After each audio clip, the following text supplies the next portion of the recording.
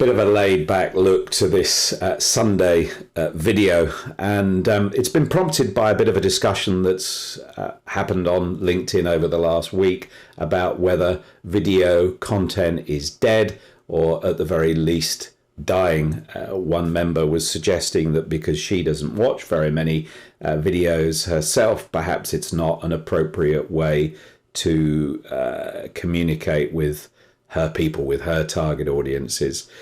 So a bit of Sunday science. I thought what would be really nice to do is to post this content in two ways. In this way, as a video, but also to transcribe it and to post it as a text-only article, and then to see super scientifically which one of the two performs best to try to answer the debate.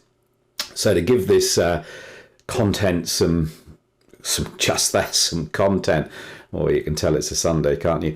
To give this content some backbone, if you like, I'm going to make two or perhaps three points. The first point is around brevity. Brevity is really important. There is a sense in which in any kind of content, written or spoken word, less is more. Less is more. Brevity is important. If I say one thing, just one thing, there's a chance that everybody will remember that one thing. If I try to tell you 100 things, well, I defy any of you to remember any of those things. And of course, most articles, most presentations, most online videos will have perhaps 2 or 3 points. But if you have more than 2 or 3 points, people will feel stuffed. I liken content to food.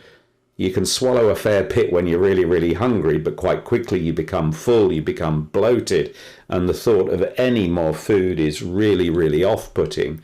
And so it is with content. If you say too much, people will feel bloated up here, perhaps rather than down in their bellies, and they will switch off, they will swipe away.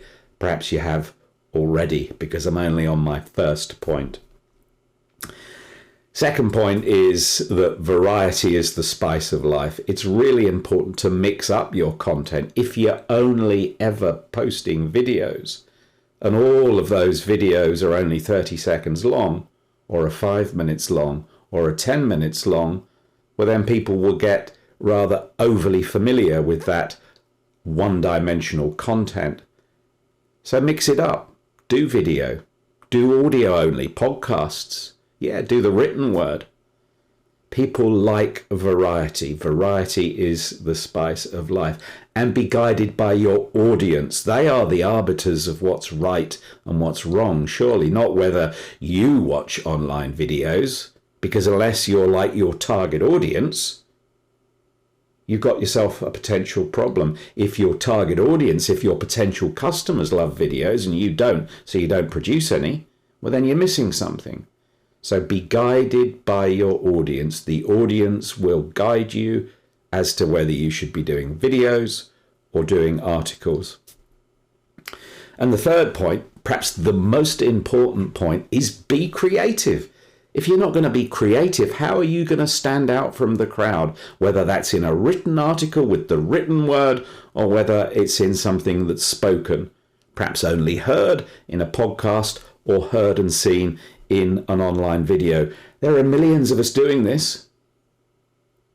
And unless you're creative, unless your content stands out, you don't stand a chance.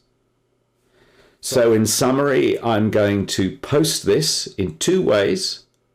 This as a video, and then secondly as a transcription of this video, but in text only as an article.